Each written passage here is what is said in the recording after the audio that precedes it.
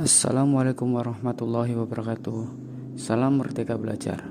Perkenalkan, nama saya Iwan Briwono, guru kelas 6 SD di SDN Karangmulya 1, Kecamatan Suradadi, Kabupaten Tegal.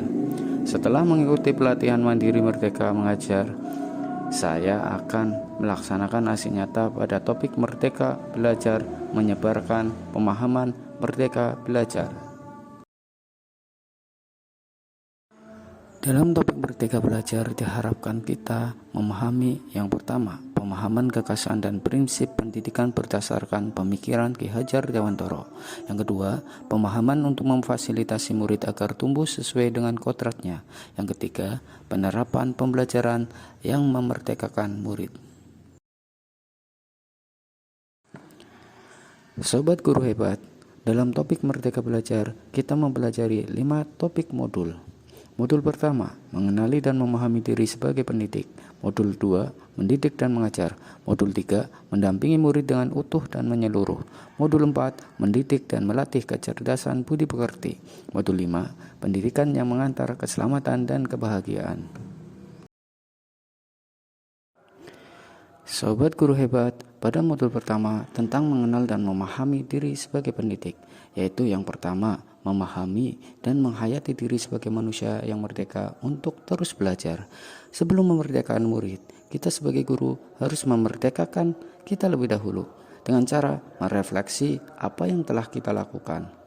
Kemudian yang kedua, menyelaraskan peran guru yang relevan dengan konteks murid dan zaman.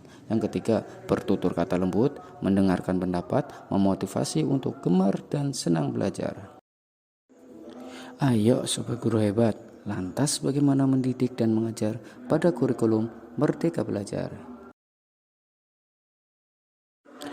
Perlu kita ketahui pada modul 2, sistem pengajaran zaman kolonial yang masih sering kita pakai sampai sekarang ini. Di antaranya, yang pertama, meminta murid berdiri di depan kelas saat lalai mengerjakan tugas. Yang kedua, murid duduk rapi menghadap ke depan dengan kelas yang hening. Ketiga, melakukan perankingan berdasarkan nilai pengetahuan. 4, menyeragamkan pembuatan tugas. Yang kelima, memukul murid karena tidak mengerjakan tugas. Selanjutnya, pada modul 3, dalam proses pendampingan murid, kita harus menyesuaikan dengan kodrat keadaan yang dibagi menjadi 2, kodrat alam, yaitu berkaitan dengan sifat dan bentuk berdasarkan lingkungannya. Yang kedua, kodrat zaman, yaitu berkaitan dengan isi dan irama yang disesuaikan dengan zamannya. Dalam hal ini, ingat sobat guru, zaman selalu berubah-ubah atau dinamik. Menurut Ki Hajar Dewantara, dalam melakukan pembaharuan, hendaknya selalu diingat bahwa segala kepentingan anak-anak, baik dalam hidup pribadi ataupun masyarakat, jangan sampai meninggalkan kepentingan yang berhubungan dengan kodrat keadaan. Dalam mendampingi murid, guru juga harus melakukan asas trikon. Yang pertama, kontinu, yakni pengembangan yang dilakukan kesinambungan dan terus-menerus dengan perencanaan yang baik. Kedua, konvergen, berarti pengembangan yang dilakukan dapat mengambil dari berbagai sumber di luar, bahkan dari praktik pendidik dari luar negeri. Yang ketiga, konsentris, artinya pendidikan dilakukan harus tetap berdasarkan kepribadian kita sendiri. Modul 4, mendidik dan melatih kecerdasan budi pekerti. Pertama, melatih keberanian berpendapat. Kedua, mengasah perasaan dan perilaku. Ketiga, memunculkan kehendak. Keempat, pendidikan dapat mempengaruhi bagian intelligible dan bagian biologis muridnya.